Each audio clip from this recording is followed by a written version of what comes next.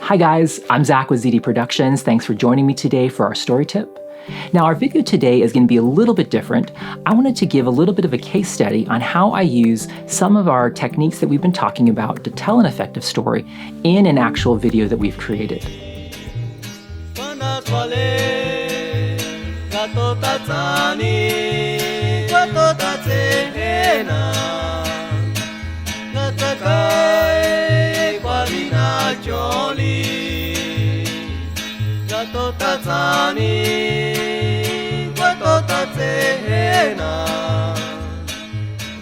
Before we ever even start pulling together gear for a project like this, we first sit down and try to plan out as much as possible the story that we want to capture when we actually land.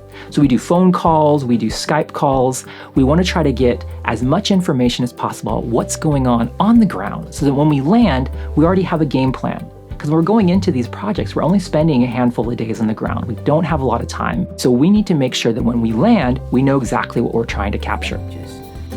Cuando yo nací o crecí, empecé a hablar, no sabía nada de español porque mi mamá no habla español, habla puro mazateco.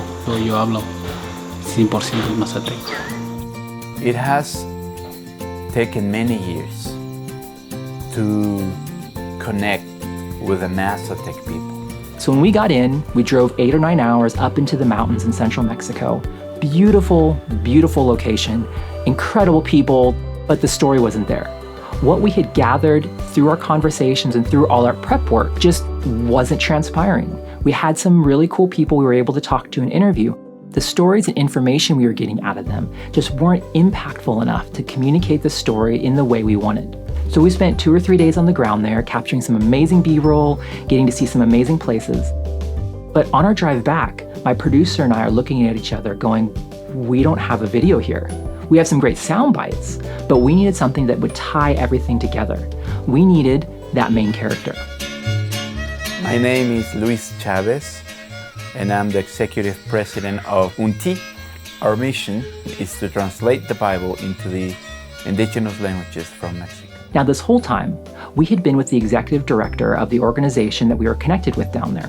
Had some great conversations with him on the car ride there, even beforehand via Skype and Zoom. However, there was no real story that we could see where we could incorporate him into it. We felt like the story was the people actually on the ground doing the work that was going on. However, on the car ride back, which ended up being 12 hours, not 8 hours because of construction, that's where we found the story. It was through conversation with him, which took 5 days of hanging out and talking with him before the real story came out of why he is doing what he's doing and why what they're doing is so incredibly important. This goes back to one of the other story tips I talked about, where we discussed making the person feel comfortable and building a rapport with the person that you're going to be interviewing. We weren't planning on interviewing the executive director. However, we had built a rapport with him over the past 5 days of traveling. When it came to the end of our trip, he was comfortable enough with us to open up about this part of his life that ended up being the main thread of the story. If we didn't have that, we wouldn't have had a video. So after arriving back at his house in Mexico City at 2 or 3 in the morning, after spending over half a day in the car, we grabbed a couple hours of sleep, got him up early, and sat down for the interview. It's so important, this work, because we are talking about our families, about our own villages. For us, it is personal. I was saved because someone came to my mother's village to speak in our own language.